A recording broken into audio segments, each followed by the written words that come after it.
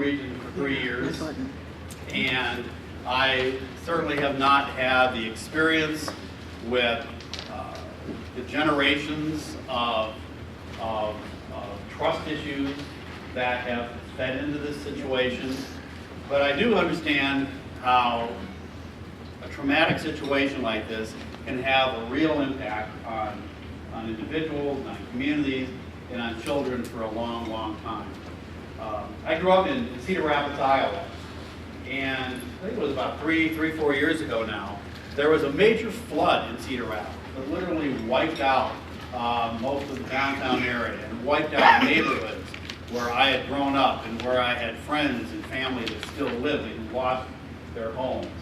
And while that was a different type, very different situation, it was caused by nature, it still caused intense trauma in the community that those people are still feeling. And even though I wasn't living there at the time, I felt that trauma as well. I sat there in front of the TV and my heart just bled and tears came into my eyes. How could this be happening in my community?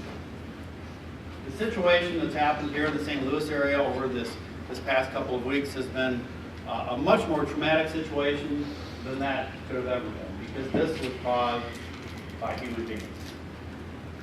This was caused by our neighbors, it's involved our neighbors, it's touched people in very intense ways. Some of you might have saw the other day, I sent a message out on through Facebook and Twitter and to many of our friends and partners in the region. And I talked about the notion that what my hope would be is that everyone on all sides of this issue can take a step back and put children first. There's an unlikely ally of our world, of the work we do, out in Washington, D.C. He's a retired hedge fund manager who is in the process of writing a book about how government, local communities, individuals, and corporations, in his estimation, should make important decisions. And it comes down to a very simple premise, that if every single decision we make, if every single action we make, if every single piece of legislation that is considered is looked at by how it would impact children, we would make better decisions in our government, in our businesses, in our families. When we're deciding if we should go to war, look at it from the perspective, how does that war benefit children, or does that war hurt children? If it doesn't put the needs of children first, it's the wrong action to take. And as I've sat back and I've looked at what's been happening around here, I keep saying, where are the children? Where are they in this conversation? And if everybody on every side would just put the needs and the future of children first, we would make better decisions, we would take better action, and we would bring peace and justice to our communities. That might seem like a simplistic measuring stick, but if a retired hedge fund manager can push that and believe in that as deeply as he does, it seems that those of us that are impacted by events like this in our own communities can certainly look at the children who surround us and who we work with and put them first. In the home visiting field, there's this big study that's been going on called the ACEs study, and it's all about how traumatic stress can impact children for a long time. A little bit of stress at a young age can have tremendously negative impacts down the road. So we need to do everything we can to make sure that children are not in stressful environments. Children are in loving, caring, nurturing environments that are going to help them be good citizens and productive and successful in their lives. Stress at a young age can seriously damage those prospects. So the work that all of you do, the work that everybody in this building does, means the world to the future of the children in this region and beyond. So that's why we're here today. We're here to talk about this, to talk about how we as a team, how we as a parents, as teachers, family, can help bring healing to the region, healing to the families most affected. And I hope you need to bear with us a little bit. We put this together on short notice, so that's why we're having a brown bag lunch instead of having lunch brought in. And some of our presenters that are planning on being here today are also involved in other aspects of what's happening in the community. So we're still waiting on a couple of them to be here. So we're just going to take this as time for an open conversation and to figure out together how we can bring healing and peace to our communities. I do want to thank one of our board members, Maxine Clark, has joined us today. Maxine, thank you for joining us today. Your support is very important. And at this point, I would like to turn the microphone over to our Executive Vice President and Chief Operating Officer, Cheryl Val-Palmer. Cheryl. Thank you, Scott. Hello, everyone. I was really hoping, how many of you have heard of Murphy's Law? I was really hoping that he would stay out of our business today. My guy, he showed up anyway, but we're going to move on. Scott said a lot, many of the things that I was going to say as well. So we here love children, love families. That is why we exist. That is to try to assure that every child grows up healthy and ready for school. And that involves their families, their parents, and that involves the communities. So we all have a common purpose for being here. I certainly do. I love Parents as Teachers. I've been a part of the Parents as Teachers family for a long, long time. But just the concept of parent as first teacher, hits the heart. I am a parent, and I am a parent of a male child. And probably if we were to share stories, which creates the multi-layered complexities around this issue, I would have my own story. So part of the reason for doing this, and I do want to acknowledge the staff, but part of the reason for having this was to have multiple perspectives. And if you have your sheet that was supposed to guide you, serve as an agenda, was to bring many perspectives to the table, and unfortunately our other two panelists have not shown up yet, just to show just how complex this is. And so Reverend Tracy, and I call her Reverend Tracy because I know Tracy, and I call her Reverend Tracy, but she is a leader in the community. She is not just a reverend. She's a nurse, she's a leader, she's a spokesperson, and she is a mom, first and foremost. And if you were watching 9 Network last night, you would have had the opportunity to listen to Reverend Tracy talk personally about her experiences with her 2 sons and why they were not marching for justice, and then to talk about her 2 sons with her daughter and the difference between her daughter's confidence as a young black woman versus her son's lack of confidence in dealing with the law enforcement. And it hit my heart because she was speaking some truisms. So it's unfortunate that she's not here, because I'm pretty sure she would have talked to you as parent educators of parents as teachers, working with families with young children. She would have been able to identify some things. She identified with you. So that's unfortunate. I just wanted to bring that to you just in case you didn't see that. So we're here for you. This was planned by our staff development committee, whose work is to make sure that staff personally, professionally grows through studying issues like this, but also to branch out and to reach out to our community, and you're part of our community, so that we can share in these things. The more we talk together and learn, the better off we are together in serving our communities and our families. So I would like for the staff development committee to just stand up. This is your thing. Just stand up, identify yourself, just stand up. We just want you to thank you, thank you, thank you. So our panelists were recommended, because our staff is involved in a lot of things that we do here. So I just want to acknowledge them because this is for you. So our PAT leader known to the world, PhD world and beyond, Dr. Peggy Jones has been a part of us for a long, long time, and she is here. And it's unfortunate that we won't be able to have the dialogue that we were hoping to have, the panelists to have a dialogue amongst themselves, as well as the facilitated discussion with you. So we're gonna be flexible. Is that okay? You like flexible? All right, good. And there's chocolate or there's some goodies over there, so feel free to get it. And we can make coffee for you or what have you to fill this time. So most of you know Peggy. Some of you may have been with Peggy yesterday, but Peggy is prepared to be as flexible as possible.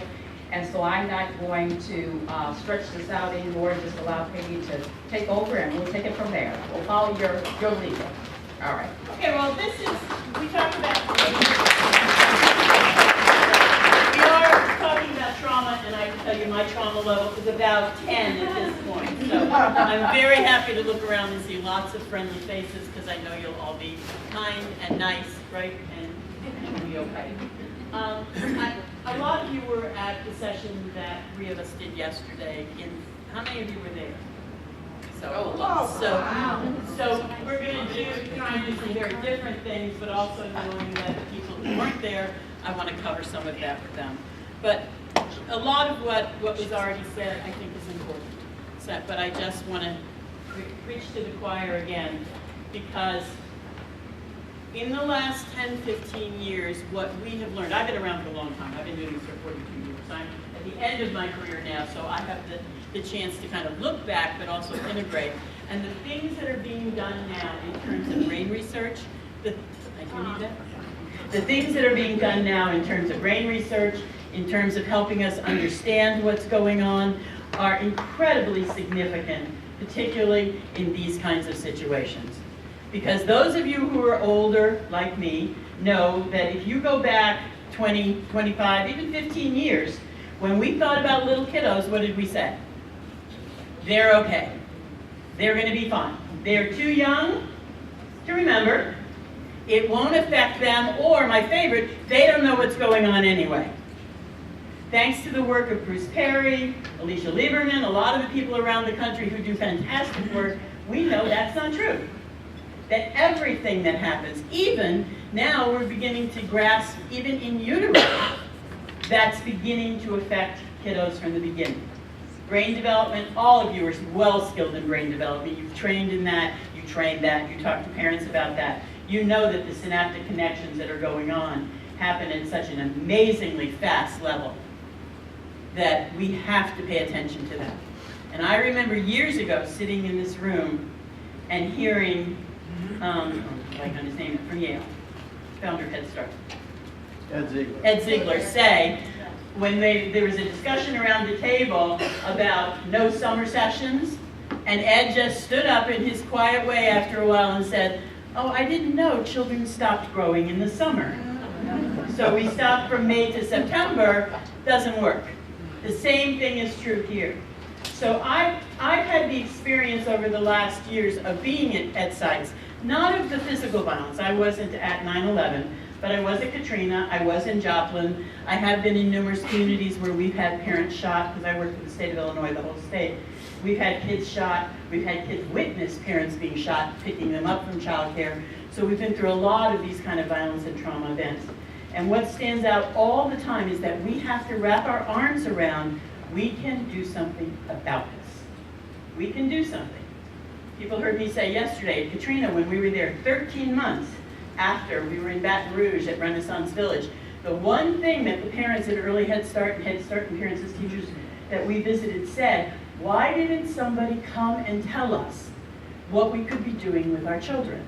Because I sat in a trailer.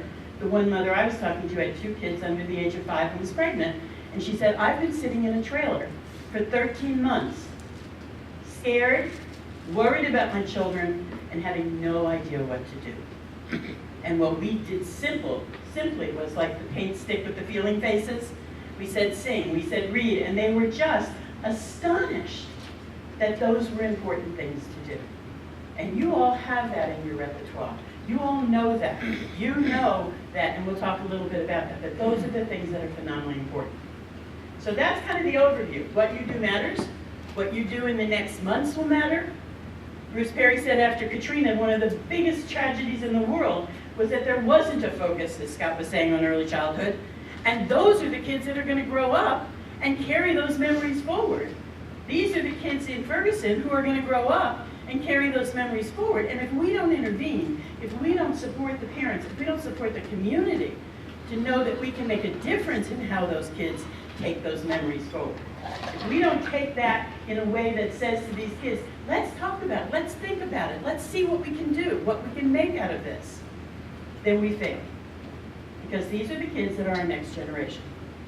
They're the world. They're 25% of the population, 100% of our future. And we have to think that way.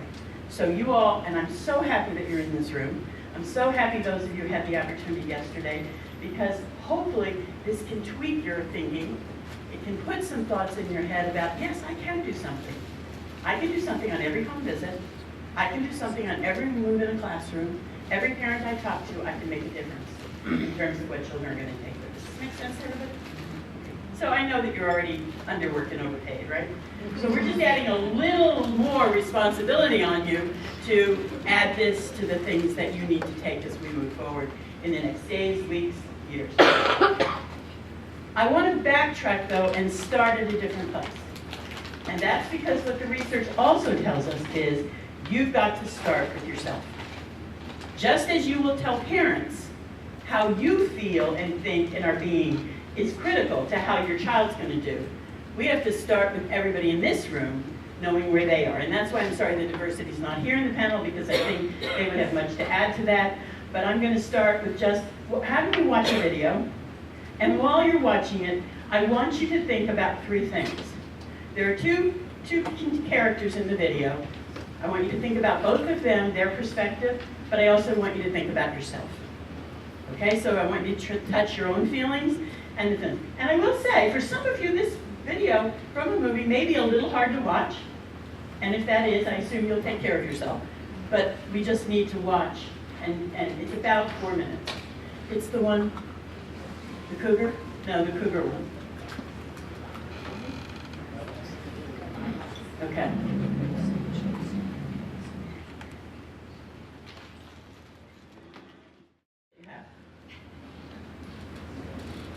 About your own feelings. Anyone willing to share what you were feeling as you were watching? Fearful? So how did that feel, though? Tense? Okay. So you were thinking, you keep supporting, as long as you have a support system. What about gut feelings, though, that people were sensing as you were watching? It's 4 minutes. Your heart was racing? Stomach was contracting. Stomach contracting. Anyone cover their eyes? Put your eyes down, not looking? Yeah? Because there was that ongoing stress. That was 4 minutes. 4 minutes of watching. What's it like for 4 hours? For 4 days of that ongoing kind of trying to escape. But the end message, for the cub, what does he take with him? Does that go away? Is it imprinted on his brain permanently if he sees a 4-legged thing walking around? Hopefully, so maybe he learned a lesson. Stay closer. But it's imprinted, correct? That doesn't go away. It may ease over time, but it's there. And what about the ending? That's, I think, where you commented. Hang in there, right? What was the reunion like? Loving, hugging, what was the feeling that you got then in your gut? Relief? Comfort, did your shoulders go down? And you just kind of start relaxing? Just make him feel or her or whatever, feel badly, you just embrace it, What a great point. She just openly accepted and didn't scold. I don't know what happened afterwards, you don't know what happened. But no scolding, just licking, and the sounds between the two of them. So metaphorically, if we want to think, are you that, you don't have to lick people, but are you that person? Are you that support? Can you help parents be that support? Because the message is, if you have a support system, if you have we call it a safe base, safe haven to go to, and you can get there, it makes a difference. Now, why does all this matter? Because what happens to the brain when you're in that kind of stress situation? What happens? Cortisol hormones. Cortisol. Do you all know that word? Cortisol, cortisol, cortisol. That's what's happening on the streets when people are distressed. When the police had high cortisol levels. The marchers had high cortisol levels. When cortisol levels are high, do you think? So when someone says, move to the sidewalk, and your cortisol level is high enough, what do you hear? Blah, blah, blah, blah, blah, blah. You absolutely don't process those words. You've seen it with a kid lying on the floor having a temper tantrum in the middle of Walmart. And you say, get up, you're acting silly, or you're embarrassing me, or you can't behave this way. The kid just hears blah, blah, blah, blah, blah, blah. But we ping off the nonverbals. How much of our communication is nonverbal? 90%. Depending on the research, you look at 70 to 85%. So you see the nonverbals, you do not process the words when your cortisol level is high, because where are you? In your brainstem.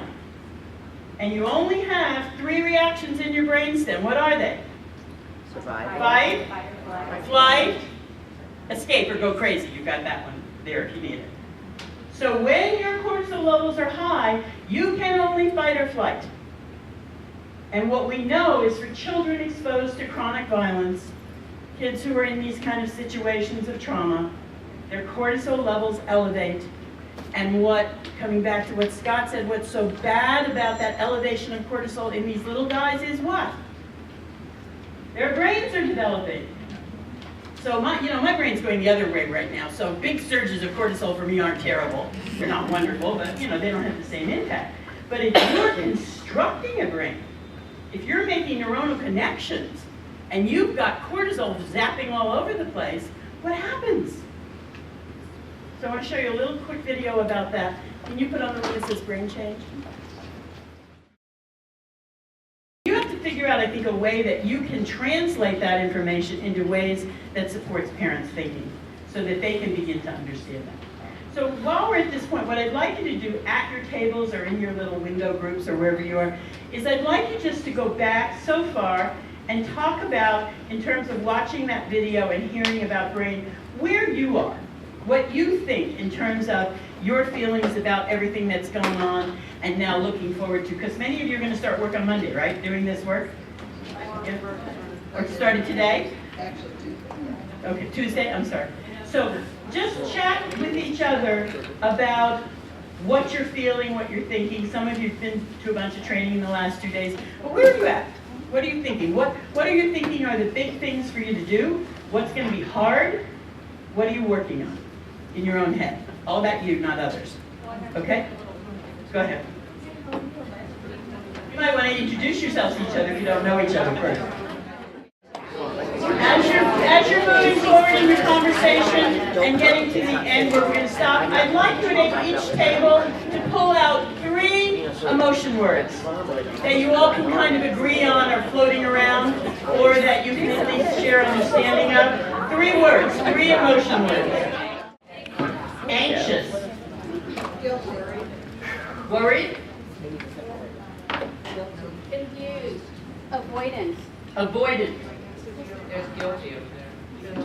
Somewhere. Someone's guilty with you. Harvesting. Guilty. Disappointed.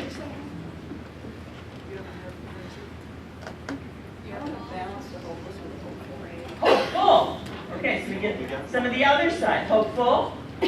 Anyone else? Anticipation. Anticipation.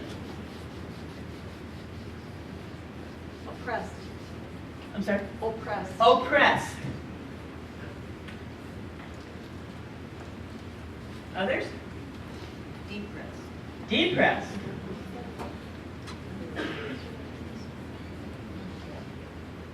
I'm kind of excited. I know that's kind of a weird thing, but when you see on the news, I don't know if anybody saw it today. I think it was today or yesterday. They started showing lists of the amount of stops that they had in Ferguson, and showing how many of those. I think it's close to 6,000 stops. were African American They were white. or they were white. Or today, when they started showing how many, in terms of what a population is and what their police force is, what the percentage is. You never would have, even a year ago, I didn't know that information. It was not on mainstream news. So excited that things are emerging. Excited that Information's the coming. truth is out there and people are accepting it. People are accepting, because so often if it's not your perspective, you haven't lived it, someone can tell you the story and you're going to go, no, it doesn't happen that way. So accepting Right. and excited. One more. Anyone else? So we have thanks, Donna. So we have a sprinkling of words in there, right? That have to do with hope and positive, but most of it's negative. So what's the problem with that for you all in this room? It's what you bring. What a brilliant comment. It's what we bring because it's what we're surrounded by right now. How many of you have turned off the media exactly for that reason? It's like, I'm done. I am done hearing the guy say, and there's a man picking a cup up off the street. I wonder if he'll get shot. You know, they're just filling 24/7 airtime. So that whole thing, so we get overwhelmed. There's toxic, you heard toxicity? How many of you have ever said, I have a toxic friend? I'm fine when I go there, and when I come away, I think, what happened to me? You know, we have a lot of toxicity floating around. And what's important is you are going to see families who have toxicity all around them, who may be fighting and struggling to get that changed, but it's toxic. And what we have to do, again, let's go back to the little ones, because they're in toxic environments. And you all, again, it's preaching and prayer, you all know, do birth to 5 kiddos pick this up? Yes. They pick it up from the nonverbals. Babies being held, what do they pick up? The heart rate, the feeling of tension. So we know depressed moms, when they hold babies, give a very different relationship base to that baby. So you've got kids who are in toxic surroundings, much of it. And you know what's interesting? When we get stressed, what's the first thing we throw away? Play and laughter. We don't have time for that, right? So think of a highly stressed household. Think of a household that even knows the young man who was killed. Think of relatives, and think of a little 3-year-old running around that house. What's the 3-year-old going to be doing? Being goofy and silly, right? Might even get out a finger and play shooting. And what's our first response to those kids if we don't understand children? Stop that. In an angry voice and tone, do you know what's happened? Don't you understand? You can't do that? And what's the 3-year-old hearing? Blah, blah, blah, blah, blah, blah. Children at funerals. Any of you been to funerals where there are little kids under 5? What are they doing? Running around. And if there's a TV, what do they want to do? Watch the television, right? Or if they brought their toys. Because their world in that moment is about play. And when as adults we stop playing, or we stop smiling, or we start laughing, we think that we're helping in some ways to those kiddos, and what we're doing is confusing their brains even more. So do we have the brain video now? Does it work? Yep. Okay, can we play? It's right there, it just needs to be different. So again, this is Dan Siegel's work. So when I say to you, why are you acting like a 2-year-old and they're 5, what's the answer? I have a 2-year-old brain, excuse me. Now it doesn't have to stay at 2, because we can help bring it up. But you heard his words, exposed to chronic toxic stress over and over, days, months at a time. And I know a lot of you work with children who you worry about that anyway, right? Many of them come from chronically stressful environments. And when we add a crisis on top of that, our job becomes all the more important. How much can a parent, though, change that in an environment where the stress is going on around them? They live in an apartment building where there's a lot of yelling. Wonderful question. Or they can hear gunshots, or they can, the conversation at the laundromat is about, stress, and how do you like, Could you hear a question? How much can a parent actually do if you're in the laundromat where shots are going off, or you're in an environment that's you can do lots. Because at that age, not true with teenagers, very different, but under the age of 5, if I just come and start stroking her hair and hold her, or if it's an infant, if I put that infant particularly skin to skin, we know that's terribly important, that's skin to skin, immediately the cortisol levels come down. What we tend to do, and that's why your question is so good, is we tend to talk, right? We say, come on, it's going to be okay. You'll be okay. Words, not important. You want to give them social emotional language. But what these children need is laughter, touch, comfort, ways to engage. And the answer to her question is, yes, you can do a lot because it's all about relationships. All the way children are getting their information at this age and stage is through relationships. With their peers, with their teachers, with their families. So it's the relationship that's so important. So and we're going to talk a little bit about, because we need some concrete, the number one, which you nicely take us to, is create a safe environment. Now, I can't change the neighborhood, but I can change the environment in the relationship with my child. And I said I asked Renee permission, I said I was going to use her as an example because I visit her classroom, and last year after the Connecticut shootings, they were all told to make sure that you have a plan, make sure the children know what to do. That's a big order with 16 kids in your class. Okay, I'm going to you can't do that with words with kids. So I saw her do the most amazing thing. She created a corner in her classroom, the furthest place from the door, behind, like around filing cabinets, and basically told the children, we're going to practice getting in this safe place so we can be safe.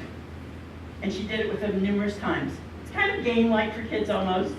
But she had a signal, and when she said the signal, she got them there. And they all came, and they learned to do that quickly. That's creating a sense of safety for the children, but also, what did it tell them about her? I'm a safe haven. I'm going to make sure we create a space where you can be safe. And every single parent can do that for the child. Does it happen all the time? At night, when they're in their bed and they get scared? This is where we have to stop and think. Because typically we're going to say, get back to your bed, right?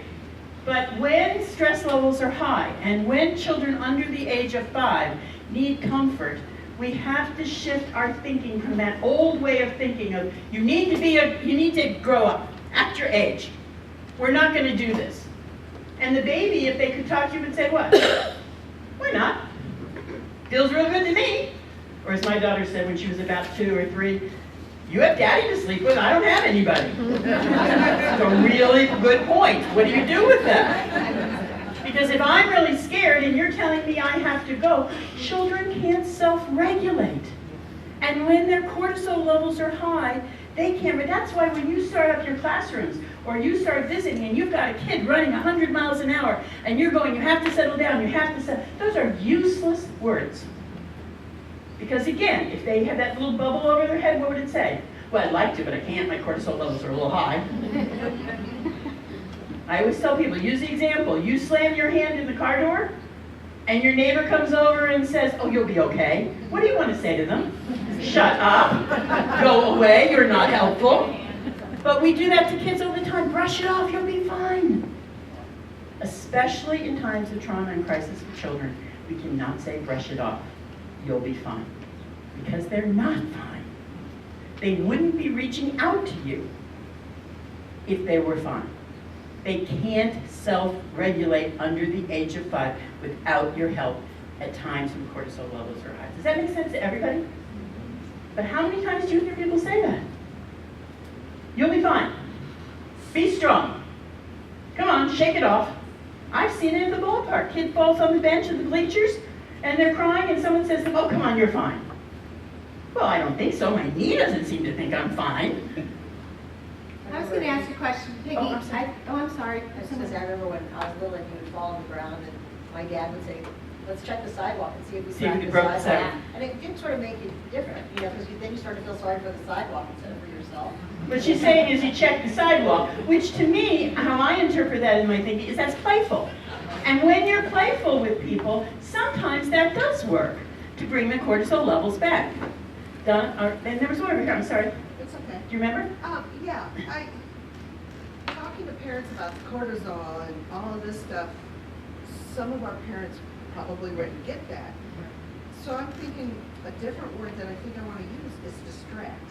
Let's distract from what they're hearing by, let's do this, let's get hugs, let's give our baby dolls hugs.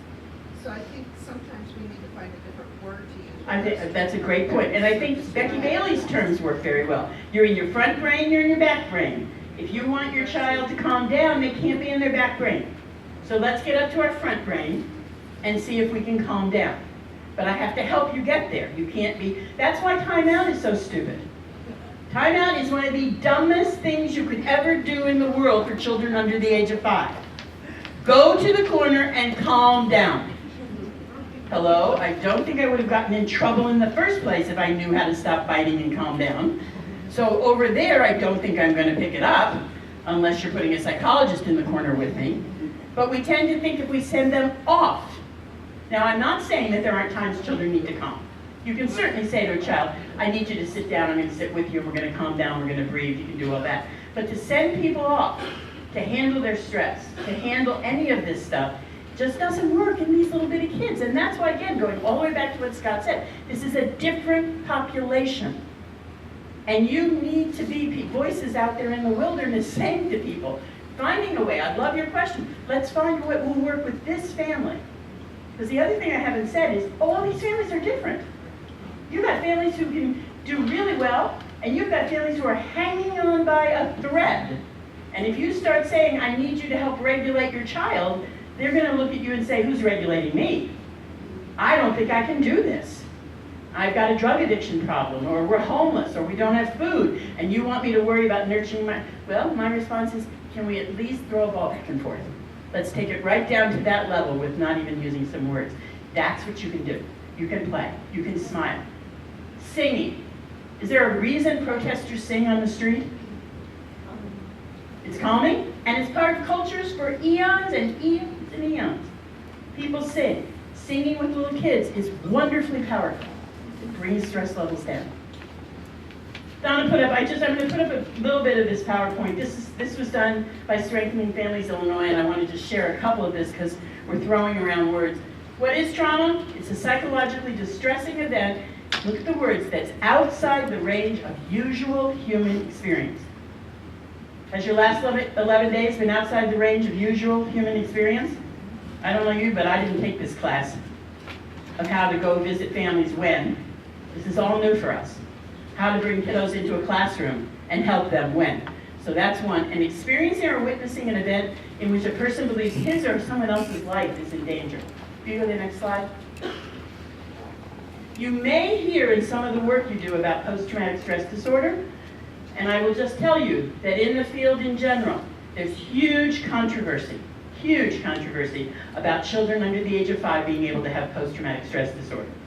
And a lot of that work comes from, if you've got a soldier who is a double amputee from Iraq, how does that compare to a child who's heard shots at the laundromat? And can you label?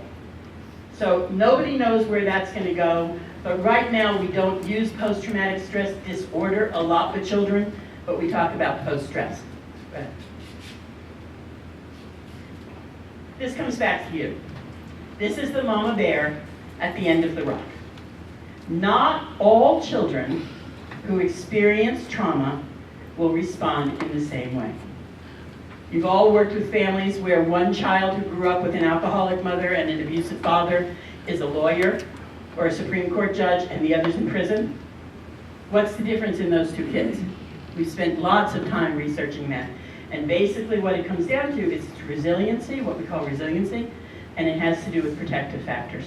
So Carl Bell, who's a psychiatrist in Chicago, if you go to the next one, has this saying that I'd like you all to take with you, and if you'll just read it and say it with me. Risk factors are not predictive factors based on protective factors. So what are protective factors? What are those? Resilience. Parental resilience. Social connection. I'm sorry, Cheryl? I said parental resilience, and of course then. Parental resilience and Social connection. social connection. So when you've got, and somebody said that earlier about the support system. Who was that? You need a support system. If you've got the support system, you start developing protective factors. And what we want for these children, while you're in this room, while you're thinking, while you're going through this, is you're all going to be protective factors. That's your role in the time to come. We need the community to supply protective factors. We need everybody to understand early childhood. And we need to say, how do you give these children the protective factors they need? Because that will keep them from having trouble. Peggy, can I go back to what you said about the parent who is trying to tell their child to buck up or get over it? Because in working with families around that, one of the things that parents have told me is, but I have got to prepare him for what's to come, and he's got to be strong. And right now you're talking about resiliency, and I would love for, if you could, I know we're putting on the spot so much today, but if you could comment a little bit about the other side of support from the parents. So the emotional connection, the protective safe haven, but then the building of resiliency and coping strategies within their child and themselves. I know that's big, It is big. but I think it's huge for It parents. also starts really, I don't think they're incompatible. I think if you're resilient, you know how to protect yourself. You know, you've heard people give you wisdom and you take it with you. How many of you have a little cue that you hear inside yourself, that you grew up hearing over and over again? Mine, I often hear is, if you have nothing nice to say, don't say anything. But there are simple as things you hear at the table. You know, chew with your mouth closed. We take those moral and those kind of social judgments with us. And one thing we just touched on very briefly yesterday in Florissant was social justice. You know, is social justice part of resiliency? Absolutely. And if we're going to raise children, and in the classrooms I'm in, I see this all the time, you're trying to teach children to respect individual differences. You're trying to teach children that being fat doesn't make you a bad person. So why do you want to talk about that? Being a different color skin doesn't make you a bad person. And those of you who had that brilliant experience with 2-year-olds, you've seen that. They don't even know there's different color skins. Have you seen that? I mean, they just got, there's a gentleman I worked with at University City Children's Center who had this blonde, blue-haired little girl who was just adorable. And she was 3. And they took pictures of her with her 2 best friends for a Christmas card. She wanted to make this Christmas card. And both of the children were African American. And she went to visit her grandmother in Ohio, and she went running up to her grandmother with the card in hand and said, look, Grandma, which one do you think is me? She had no clue. That was not in her categorization at that point. And you'll see that with kids all the time. What happens by teenage years? You know, what happens? So I think that's part of building resiliency, part of giving kids strength. And we haven't gotten there yet, but there's nothing wrong when you're talking to children in the days to come, or when you're visiting families, to say, it's all right to say to your child that you're really sad. It's all right to say to your child that you're really mad. It's all right to say, I'm scared. Those social emotional words need to be in families' vocabulary. It's okay to say to a child, I don't know if they'll keep saying all these good pieces of information on the news, or whether it'll go under. Those kind of conversations sometimes, particularly parents who are overwhelmed, get very scared about talking about. And I think we need to encourage and empower them to be able to say, it's okay. Some parents took their kiddos to the marches. Did you see children there? Babies? And we had all different reactions. Joy had one reaction, I had a different reaction to seeing a child in that. And I think it all depends on how you help the child to understand that. It may be for babies, just the noise and the action and all the stuff is way overwhelming. But you can say to a child, we have work to do here. And I can never remember this guy's name at Harvard, so I'll just skip his name. But he talked about Katrina and what happened in the stadium where they put everybody, the violence, the rapes, the horrible aggression that happened. And his work, he's a neurobiologist, and what he said is, and a psychiatrist, When you put people in those kind of situations with their cortisol levels out of control and give them nothing to do, that's what you get. That's what, have you ever seen a bunch of kids with nothing to do in a tight space? That's what you get. So what he said would have changed the entire dynamic of that stadium was to give everybody brooms and shovels and garbage bags or hammers and nails and send them out and say, at least 8 hours a day, go out and do this. Would you have closed schools in Ferguson, Florida? I don't know. I don't even know. Because I wonder if that would have been, kids going to school and being in the classroom. Well, oh, to that point, okay, yeah, let me come back to that. That's a great, I was not sure where that was coming from. If you give people work to do, and you keep them busy, including little children, how many of you have had classrooms out of control and you just say, okay guys, everybody needs to go pick up or do something? We put them in a scheme to do that. In communities, if you say, we all have work to do, we need to do this work, really important work, let's get out and do it, it changes. And what I think we have to keep remembering, because we're the bearers of this news, it doesn't just change people's feelings. It changes brain chemistry. It changes what you can do and how you feel and how competent you can be. And so doing that. So I don't know the answer to what I would have done, but I can respond from being in Ferguson, Florida yesterday, that closing the schools for a lot of kids was very, very frightening and very distressing. What do you mean my school's closed? Is that bad guys are in the school? Or what am I supposed to do? And I think finally a couple of the resources in Blackjack or Florissant opened up and they had play materials and things for kids to do. Makes all the difference in the world. If we're going to close the schools, we better have something. That's what happened at Renaissance Village when they were able to build a playground to get people out of their trailers and at least have a movie screen for families to go to. You can't create an unnatural situation for children or for adults in communities and expect there not to be more and more difficulty. It's just not how we work as human beings. Peggy? I kind of, and I think this is appropriate for us as early educators, when I think about not necessarily the infants, but the toddlers, the many toddlers we saw in, participating in the rallies on the shoulders of dad, mama, whomever, with the t-shirts and chanting, hands up, don't shoot.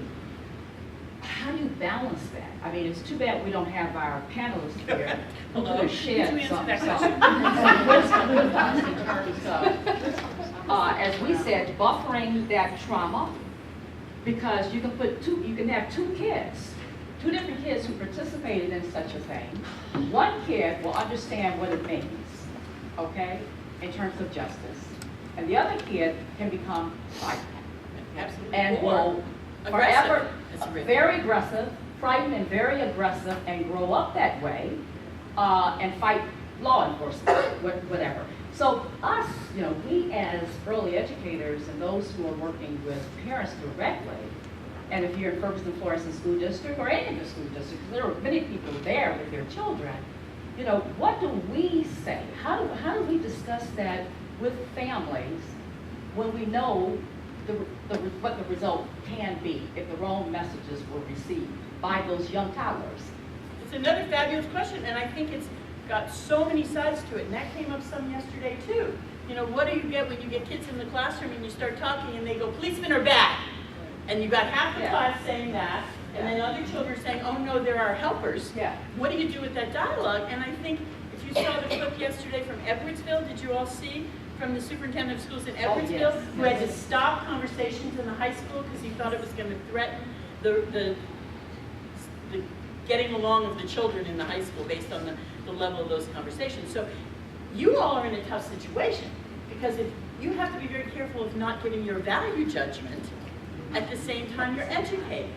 So you're walking an amazingly difficult line. Right. Because you can't go, I don't think any of your administrators want you to go into church, into a family and say, now here's what you need to be doing. But you've got to figure out, so maybe one thing is you give them both sides to the equation. You give them both pieces of information. Probably where I would go is to talk about the importance of family values. I don't know what your values are, but it's so important because the most dangerous children to put out there are kids who don't have any awareness of their family or community or faith-based values. Kids who have values can push against those when they're teenagers. How many of you have teenagers? You've seen that? I'm not going there anymore, or you're not going to drive me to church, or they push, but they come back at some point to a better understanding of themselves. But I think you can tell them, and that's what, and it's probably even in your curriculum somewhere, about talking about values, about talking about who you are as a family, what you believe in. Because I can imagine, Cheryl, kids saying, how come I didn't get to go and be there? They were having that parade, and I didn't get to go. And that's a great opening for a conversation. And not that I'm not rushing this, but it's important because of who we are, what we do. But on the flip side of your agenda, at the bottom there are questions related to what can we do specifically to help parent educators? How do we continue this conversation? How do we build this into training? Because, and here again, I'm sorry that Reverend Tracy is not here, but she could have told us the story about her sons and her daughter. And her daughter, standing up before the law enforcement, and her two sons shying away and feeling like they were going to get in trouble if she didn't shut up. But they're two very bright young men who've had traumatic experiences. And they have not been a part of the marches with their mom. So I think even when you get into, that's why it's multi-layered and important that we continue this conversation, because we have the gender issues too. Yeah, it's also the way kids are socialized. Yes, Like yes. girls could go in a corner in color and have a sort of a introspective experience, and that's safe. And boys, they're always active and physical, and Exactly. pick up a stick and turn it into Exactly. a weapon of some sort, just for fun. I mean, Right. they're not really trying to harm anyone, but it is the way that they're socialized. I know my mother was a civil rights activist. She took me with her everywhere, but she did not take my sister, who was 2 years younger. My sister has a totally different view of life than I, totally different. And we were just 2 years apart in the same family. And my mother had a reason for it. I don't know what it was. I was going to I think say, about- she obviously picked up on that Yeah, something. but thank goodness she picked me, because I don't know where I would be if she hadn't, shared those experiences with me. And my sister has no recollection of even the 60s happening, she doesn't know anything. She said, that you didn't go there, you didn't do that, you didn't have that happen. And I did, and I'm so glad that I did. And I think there's a positive to it, it's how you bring children into it.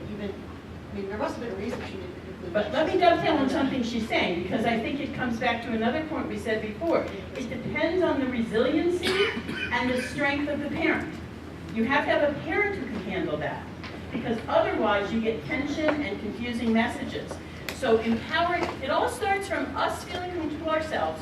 So the question that Cheryl's asking is something everybody has to grapple with, because you're going to face it. It's going to come up somewhere. And you have to know what is stirring up in you, what you think your response is going to be. Maybe you want to practice in your peer groups or with each other about what are you going to do, because she's right. Just gender differences in your classrooms or on visits. You're going to see little girls just doing one thing and boys maybe knocking each other over or playing with figures and having the police marching, knocking down the protesters. Play for children is the way they deal with their misunderstandings or understanding. After 9/11, many boys particularly did block play, where they built buildings and then took planes and crashed into the blocks and knocked them down. And if you don't have an understanding of that, that's therapeutic for a child and healing, we tend to say, don't do that. That was a bad thing that happened, you don't want to do that. Instead of, oh, what are you doing? What's happening to those buildings? And being able to generate a conversation. So at the healthiest level, Cheryl, I think it comes to, you got to be able to have these conversations with children. Right. You've got to be able, in your family, hopefully sometime you sit at a dinner table, not just at a McDonald's sitting in the back of your car, that you can have a conversation that brings forth, what are you thinking?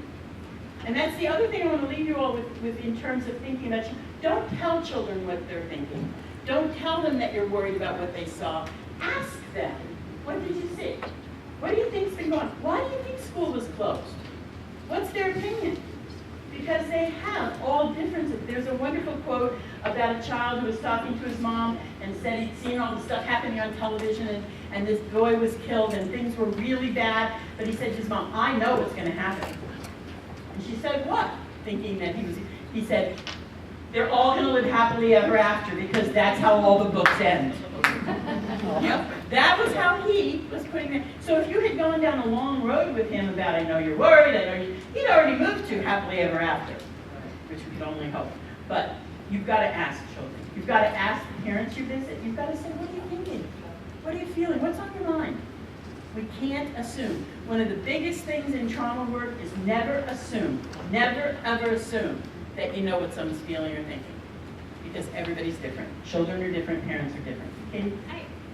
Back to the pretend play, and we're talking about the blocks and everything, and I know we touched on it a little bit yesterday, but I don't know if I ever felt like I understood how I should react to that. Because I know we've had gun play in the room, like, oh, guns kill people, we don't play with guns in school, and kind of move on. But we also want them to work through some of these things that they're, so not only in the classroom, but how to talk to parents. If parents are concerned, well, they're trying to shoot their little sister all the time. This again is a multi-layered, I don't know if you hear what you say, but what do we do about gunplay in the classroom? You know, they don't have to have guns, right? My son always took apart the vacuum cleaner and duct taped the tubes together and made grape rifles. You know, and these kids have seen assault weapons. The kids that play with camouflage figures, now the camouflage figures have walked down their street. You know, so there was I don't know if you've seen that viral YouTube where there's a tank driving down the street, and these two really cool teenage boys are in the little car next to it going, wow, dude, that's so cool, bad language. They're so cool, look at these tanks, you can't even see the guy. And then there's a time lapse, and then you hear the kid say to the other kid, wait, what does that mean about our town? Have we gotten that bad? You know, so it goes from the level of awesomeness to, in a teenager's mind, being able to process what this means. In a little kid's mind, what are they going to think? Such cool stuff. Machine guns, whatever.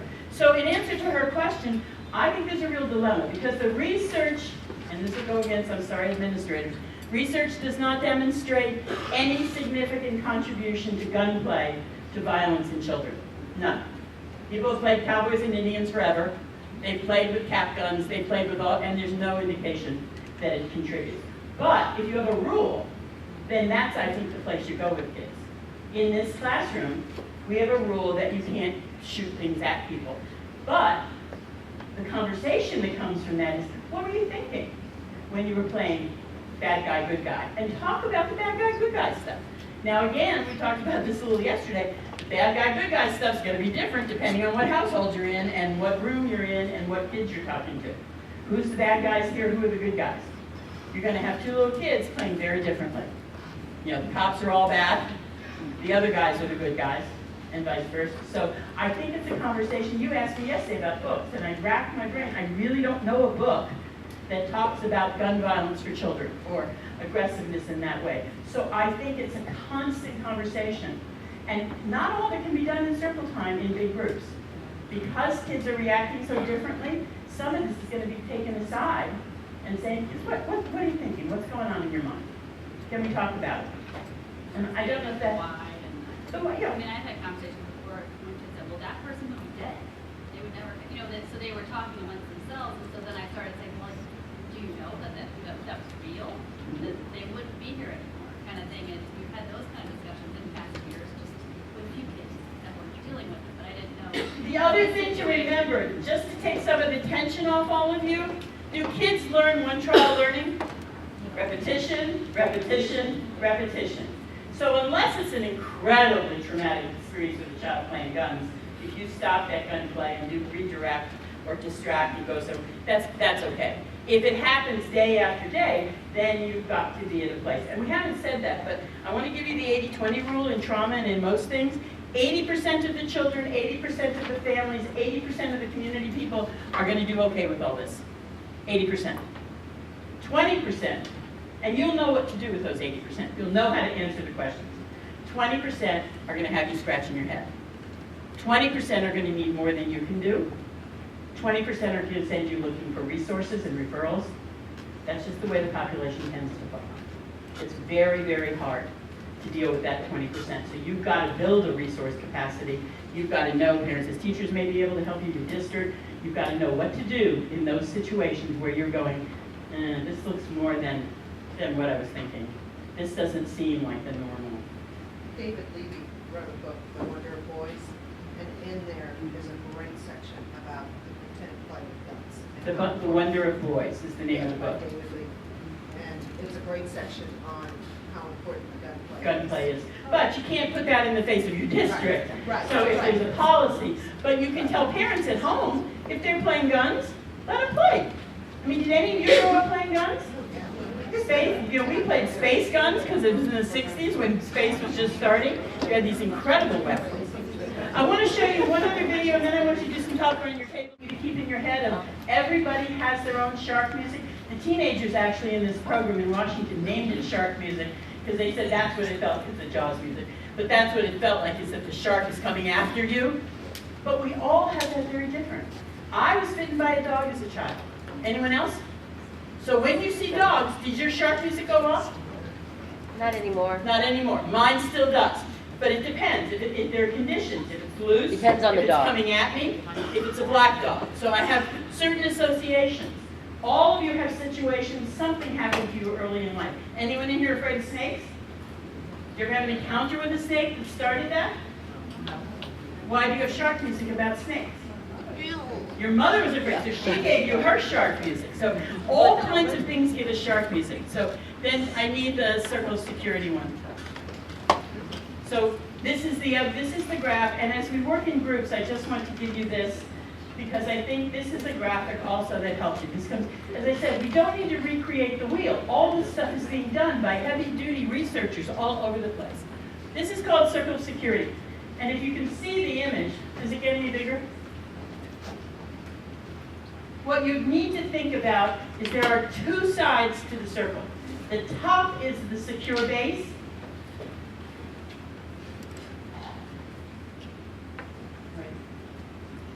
The top is the secure base, the bottom is the safe haven. And what the top is about is going out to explore. The bottom is about coming back.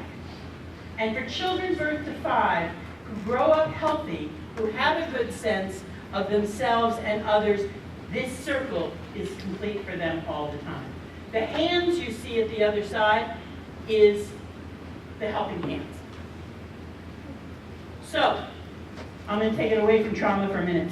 You see children at a playground, sitting with their parent or their caregiver, and they decide they want to run out and look at something. Have you seen them do that? Yeah. But then a dog walks on the playground, or a stranger, what do? Run back. A healthy family, a healthy community allows people to go out and to come back without judgment either way. So let's go back to the bear and the cougar in the very beginning. The mother bear let that, or bear went, let's say the mom let him go to explore. He's a bear cub, but then he was welcomed back home. When children in times of trauma come to you with hard questions, and they want to go out and talk to other people, and hear other values, and hear other discussions about guns or about bad people or what, and then they come back, they need to be able to be welcomed back. And if you look at some of the words, on the top it's, I need you to support my exploration, watch over me, delight in me, help me, enjoy with me. And if you think of some of the children that you know who have the toughest time making it, do their parents delight in them? That's such an important thing of early childhood. I've actually had parents say to me, I don't think I can go to one more baseball game because it's so boring. That's so sad. I don't care if it's boring, get over yourself. And delight in your child. Delight in them. The littler guys who are 2 or 3 who bring you a picture and go, look what I made, look what I made. You have to delight in their picture. You can't say, what is it, or I don't think that looks exactly like a person. You have to delight in them. That's the healthy part of the top of the circle. Help me, enjoy with me. The bottom is, welcome my coming back to you. And that's protect me, comfort me, delight in me. And the last one is so important, organize my feelings. I'm losing it, I heard a pop, I think the bad guys are coming, I'm crying my eyes out. You know the kids who climb up your leg and they can't get close enough? You need to be able to support that. You need to be able to say, I get that. Then we have the heavy-duty conversations. If I've helped you organize your feelings, if I've helped support you, if you feel good about coming to me, but also venturing out, the unhealthy part of the top of the circle, what would that look like? in terms of this trauma in community? What would that look like? Isolation. How would that be in a family? The parent keeps them in. They Keeps don't them in, let right? explode. You can't go outside. You might even find some families that aren't willing to send their kiddos to school. Yeah. Do you think it's a little traumatic Monday morning? Yeah. Special ed kids on those little buses? Yeah. Let's put them on that bus. As a mom, a dad, a caregiver, do you think I might have some sharp music? Yeah. Her family's not going out for groceries right now. What is that saying to the child that it's not even safe enough To that go our outside. basic needs can be fulfilled? Exactly. What else? Did you have an idea too? What? So if you don't let your children go out, if you're in the classroom and you're saying, well, we can't do this, this, this, and this, then that whole top of the circle is missing. And it might have to be missing at times. There might be moments it's missing. I do. My grandchildren came over last Friday, and my other son came with his step-grandson, and his wife is not from here, whatever. So I heard, my son did not tell me this, but I heard the grapevine, that she did say to him, no, don't let him go outside. And so my son said, no, it'll be fine. It's fine. So when he told my daughter-in-law that, who has two that went outside, she says, why would people think I would let my children out in an unsafe place? But, and so it's all perception. It is all I mean, it's not all perception. There's tons real. I just mean, there's a mix of perception and reality. Exactly, and hence the sharp music. Right. That's what the sharp Her, music is. she had a lot of sharp music. She had a lot of sharp music. The other guy's going, what are you talking about? Let him out. Right. But we can't judge and we can't Right. condemn. What we do know as a community and as schools and as people supporting parents, you need to get back to this complete circle. It's called the circle of security for a reason. This is what raises happy, healthy children. The ACEs score that Scott talked about, we talked about that yesterday. That's the adverse child experience score. Often that correlates with the lack of the circle of security. So kids who have a lot of violence in their home, a lot of trauma, will get higher adverse scores. And the predictability from that score that those kids will die earlier, will be involved in prison activities, or go to prison, will be involved in criminal activities, do drugs, all starts in the birth to 5 level. That's scary stuff. So we want to build this circle as securely as we can. The only other thing I want to do before we go into groups, you all got this handout. I gave you 2 handouts. Again, I don't want to recreate the wheel. You have little listeners in an uncertain world, and you have the one that's tips for early childhood providers from the Judicial Violence Committee. You have both of these. On here, for those of you who are really looking for the concrete tips, it gives you a breakdown for infants, for toddlers. It tells you symptoms you're going to see, and it also tells you what you can do. Stay connected, keep in close touch, turn down the TV, enjoy your child. Some of the same stuff we're talking about. Laugh and be silly together, read together. Do all kinds of things that are playful. Even if you only do it at bedtime for 10 minutes, you don't have to do it all day. You don't have to be fake.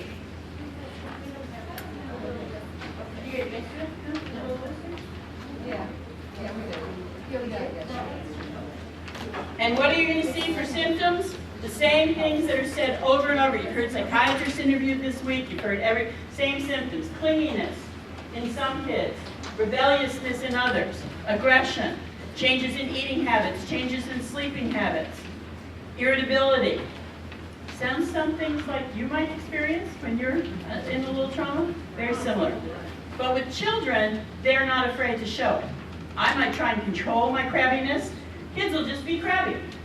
And particularly for those children who haven't been sleeping well, we heard yesterday about all the noise outside and how hard it's been. If you've heard protesters, you've heard shots, you've heard lots of helicopters overhead. If kids haven't been sleeping well, and that continues over the weekend, and they're coming to you, or you're going to do home visits, and kids are tired, if they haven't gotten adequate nutrition because they haven't been able, you're going to see those are the fundamental things kids need. Nutrition, sleep, large motor movement. If you don't get those things, you immediately have a protocol for some changes in behavior. So you're gonna see that. But what my field says, and what we tell people is if you see it ongoing, not just once or twice, but if you see ongoing struggles the child's having, or you're talking to our mom or dad, it doesn't start bouncing back and says, or grandma, I just can't do this. I'm so over, and it goes on. My rule of thumb is usually about 6 weeks. Then you need to look for outside resources. You need to call in whoever you call for additional support, because you don't want that serotonin level or the cortisol level to be sky high for so long that it keeps changing, making brain changes. And you know what? You can only do so much. Do y'all know that? I know you're already freaking out. You got to teach, you've got to do social emotional support, you've got to communicate with parents, you've got to build relationships, you've got to take care of whatever your own stuff is.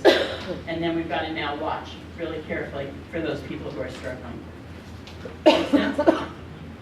Okay, so what I would like you to do is, at your table, I think everybody has a pretty full table, you might want to move up to the tables, if people will join a table. We'd like you to address the question. Does everybody have a copy of the agenda? Did you get those? No.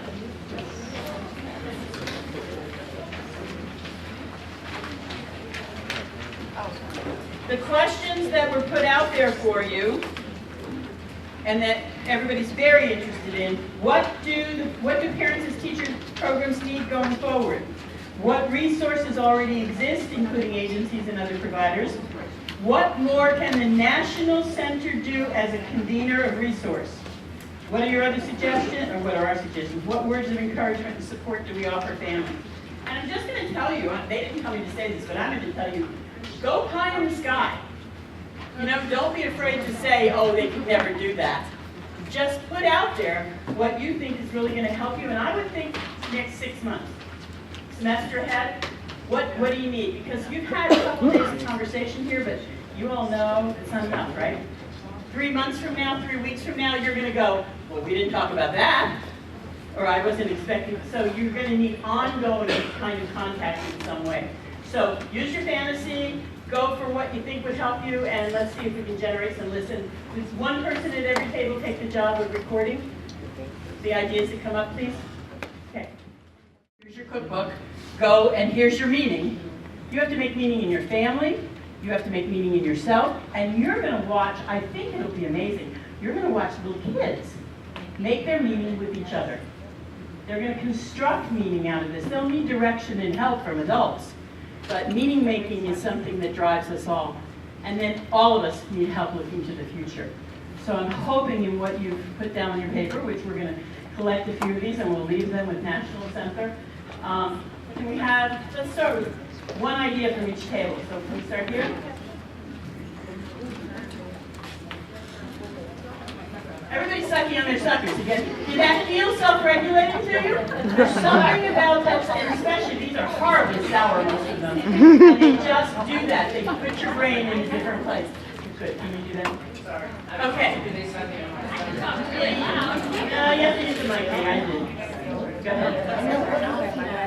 You have to put it right by your mouth. All right. One of the ideas we had on here is that parent educators for safety could go in pairs instead of alone, depending on what areas they're in, or pair families up if need be. Okay, so one of the considerations is safety for home visits, right? And you can go in pairs, but that just keeping that on the table about how do you do that?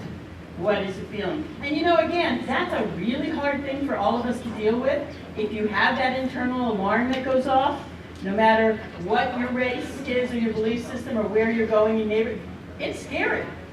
You know, I can go, I'm heading south, I'm going to be in some parts of Mississippi, in the back roads, that will be scary for me because it's unknown. I just don't know what's there, and it's dark and it's different, and my shark music goes off. There's two parts to that. People will tell you you need to pay attention to your shark music. We always do, but you also then need to have a plan. And so this is ideas about a plan. Okay. Thanks. Back there? Renee? We had, we had said, since we really don't know what the kids are going to need, to reconvene at a later time with a facilitator to help lead us in a direction. Okay. So some kind of future training or future just connecting so that you can get together, because you don't know what the kids are going to say, do, and you really also keep that part of yourself. You don't know how you're going to respond. Are you going to get tired fast, or what's going to happen? Okay, thank you. Back here. Okay, we had one pie in the sky idea to fund group meetings with parents, like the MEL kind of concept, where they would meet for ongoing and they would discuss what their needs might be and they support for each other.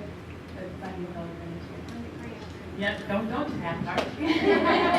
Funding a group meeting for parents, that would be kind of peer-led, or do you have a facilitator there, both? Okay, so a peer kind of, a parent peer group, but facilitated. Right.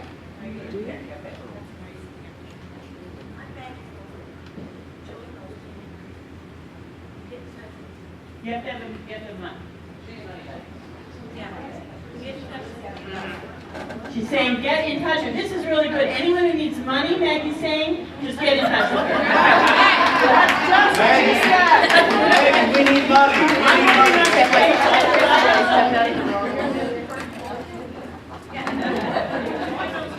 But you know, that's so important. That's such an important idea. I'm doing a lot of work with Race to the Top in East St. Louis with care providers, and I am amazed at the number of times they stop themselves because they say there's no money for that. And then there'll be somebody sitting at the table from Deaconess or United Way or somebody, and they'll say, wait, BJC. And they say, wait, we may be able to help with that. There's a lot of growing interest, thank goodness, with you little kids. And I think maybe coming out of this trauma, maybe one of the good things will be, out of this tragedy, is we may see some money rising to the surface to help rectify some ask. Don't stop yourself. Thank you. Good idea. Did you get that one? Okay. Back here. We were talking about a concern that we had for the future. October, the grand jury will come up with their decisions. And that's our concern, is how are we going to serve our families in October? And so just the unknown. the unknown. What's it going to look like in October? And how do we support our families? How do you support families? Good, it's a good one. You guys are really smart. These are great, great questions. I just want to add a little bit to those, because some of them we also had. So like the reconvening, we decided we really want to hear what these guys, the panelists, had to say. So we want to hear, we want another opportunity to be able to listen to what they have to offer us. Okay, so see if we can reconvene Yes. with the two people who weren't here or representatives of those Right. parts of the community. Right. Okay, great one. Okay. We were also saying that we have several numerous families that they have younger children, older children, teenage children. So we want to be able to cross that bridge amongst all the grades to be able to say, okay, this is the district's policy on wearing certain t-shirts to school. Or, you know, what are they saying in the high schools that we can kind of support and When we get questions. reinforce, I guess, to those parents that might not be getting that information. Or Another even- great point. So what you're saying is you need to be community informed. Yes. In your districts, in your community, you need to, just because you're going to visit a mom with a 2-month-old, doesn't mean that you don't need to know the general spin. So someone may be able to help with that in terms of how do we get community news out. Joy? The one thing I do know that is if students wear a shirt that says hands up, don't shoot, nobody's going to say a thing about it. They just wear it. But that would be great for them all to know, because you might say, oh, I don't know if that's such a good idea, or the mother might say that. What if kids are wearing the t-shirts that I've been starting to see that have the police badge that says I report? My sense of it, but this was last Sunday, at the administrative meeting on Sunday, the shirts that go with this particular situation, at that point, they weren't going to make a deal out of any of them. But the kids still can't wear the NRA shirts with the guns and all that sort of other kind of shirt. But things that are being worn related to this, as of last Sunday's opinion, they're going to let it go. But to your point, it's an excellent question, because Joy, I think, can tell you she's finding things change every 24 hours. So for you in parent homes and in classrooms, is some kind of and certainly with social media and with all the electronic communication we have, there might be a way Joy, to get that message out, or in other districts, how do we keep informed? How do we keep informed of policies and procedures? Over here? Oh, Yep. anything to say. I'm sorry. Yes, you. They're making me talk. Oh, it's not. Yes, sir. Okay, they're making me talk. We talked about, I'm from Riverview Gardens. Before. And we were talking about really serving the west side of our district through personal visits. Double-edged sword, a lot of the parent educators aren't feeling safe to go over to, especially that area, and how do we keep them safe versus the family, also but still doing our visits. Families aren't feeling comfortable even to come out. Then, you know, we've had several families that are like, I'm not coming to you and you shouldn't come here. So how do we get these resources to these families is really, you know, so we talked about, we brainstormed for several ideas, which always came back to funding and how do we fund to get them, you know, we could do. So you're right up here on the first line, feeling safe, Feeling but safe. then looking to the future. But How looking to the do we future. continue to do our jobs, have everybody feel safe, including the families, and I think that's going to be, to several of the other points, that's going to be ongoing. You Yeah, in the long can't sit here term. and answer that. Right, the long term. Phyllis had a great idea though about maybe connecting with some of our faith-based providers that have vans and buses to maybe do some group connections at the churches. Right. That would be a great resource, and we do have, the district has some really good connections with our faith-based Great, leaders. good idea. So that might be something. Using faith-based as a way to connect. Yeah. Good idea, thank you. Using Delwood's Community Center. Did you have one, did you need to Well, add something? I was going to just reiterate what Peggy was talking to Peggy about at our visit. It's just starting our visits, maybe with some extra gross motor activities, or the classrooms. Teresa had said that they had talked about that in Head Start, starting your classroom mornings with more gross motor and active. Go in with play. Go in with play, right. That's right. And maybe even talking more about feelings throughout the school year, and feelings, how it's important to talk, for parents to talk to their children about feelings and expressing feelings, and more than just that age-appropriate time or whatever. So two big agendas, more motor movement, gross motor movement, and the other is social emotional language, increasing social emotional capacity for kids to express themselves. But I thought it was a fabulous point that they made, because if you don't do gross motor movement, if you don't get these kids up and moving and using that, you're going to end up with more behavior issues than you want to deal with. Kiddos need to move. You all are going to need to move. Aren't you all kind of tired of sitting right now? Yes, exactly. So think about how that feels. And just the self-regulating stuff we do a lot of. If when I say we're finished and you politely get up because I said we're done, but then Cheryl says, please line up orderly on your way out. We'd like you all to leave quietly and in a line. How does that feel? Well, we do that to kids a lot. Bubble in the mouth, line up, really contrary kinds of things to do with kids who are under stress. It just doesn't work well. You're asking them to self-regulate in a way that doesn't make sense. So just think about how you can do that. Last but not least, right? I'm not sure if this has already been said, but we don't know what's ahead of us, so we would like for it to be open, but the support that we need, because we don't know what's going to happen. So leave communication open with National Center, make sure that they're ready to take your calls or your information and move from there. Did you all have some at your table or no? No? No? You were moving around? Okay. All right. Joyce?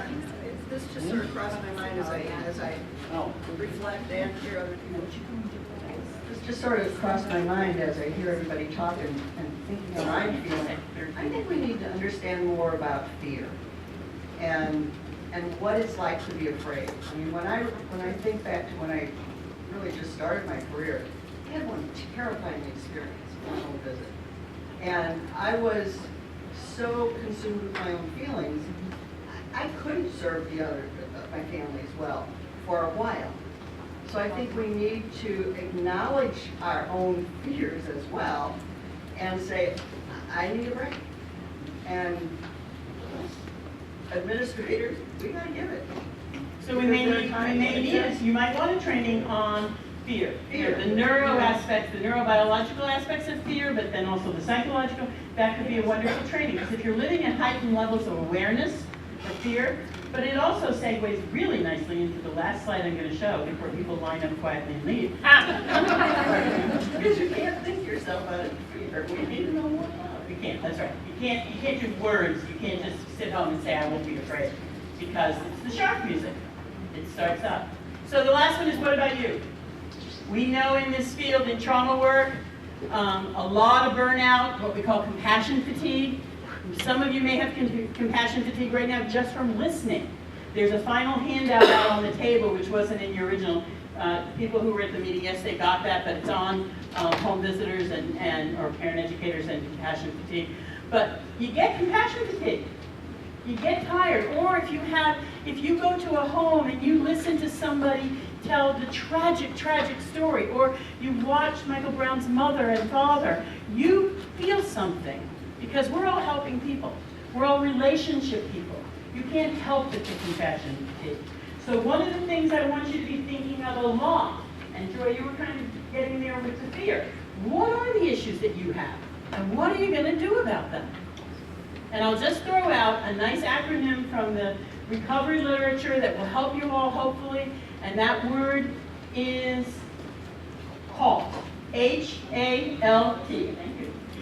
Don't let yourself ever get too hungry, angry, lonely, tired. You guys are good learners. Good job.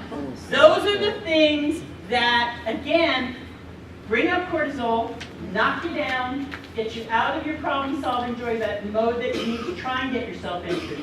How many of you work when you're too hungry? How many of you found yourself at 3 o'clock in the afternoon saying, I haven't eaten yet? Or I'm eating a supper, this is what I got for today. How about angry? Look at the words we have there. Do we get angry about injustice? We get angry about kids being hurt. We get angry about something that didn't go right for us administratively. We get angry. Too angry is the word. Lonely. How can you be lonely when you're around people all day? You ever get lonely? How many of you ever had that feeling where you said, I tried to have lunch with my friend for 2 weeks and I can't even get to her on the phone? We need, and we talked yesterday, they were laughing with me, you all were remembering, I said when my kids were little, they could not believe when I would come off work as a therapist that I would go to the grocery store and talk to the clerk. Or we'd be in a toll booth and I'd say, hi, how are you? Are you having a good day? And they go, Mom, you talk to everybody, stop talking. They were mortified. But why did I do that? Because I listen all day. You get lonely sometimes because the bottom line of trauma work and work in tragedies is listen, listen, listen. Listen to the children, listen to the adults, listen to the community. Listen to your peers. But if you're doing all that listening, sometimes you need to be listened to, and you get lonely. And the last one, tired. Not happening here, right? Everybody always gets 8 to 9 hours of sleep a night. No, you get tired. So HALT. That's self-care. And you, I'm preaching to the choir, you cannot take care of people unless you take care of yourself. You have to have a faith base, you have to have some kind of spiritual renewal, you have to have some kind of way that you emotionally fill yourself back up, the empty bucket idea. You can't do this work. I'm so impressed with all of you for your listening today and your work today, and I'm so impressed with what's coming ahead that you're looking forward to doing. But please take care of yourself, because we don't need wounded warriors along the way. Those of you that live up in North County, tonight is food truck night, Worcester. Let's support North And County. music at 501 Ferguson. There you go. There's a concert, they're doing lots of stuff on the radio that I've heard about. Let's support the community, don't stay away. But again, it stirs all kinds of emotions in people, and how do I do this? So, any final thoughts or questions anyone have? Scott, you're going to take all this and harvest what we harvested and be in touch with people? Absolutely. Okay, good. Thank you all very much.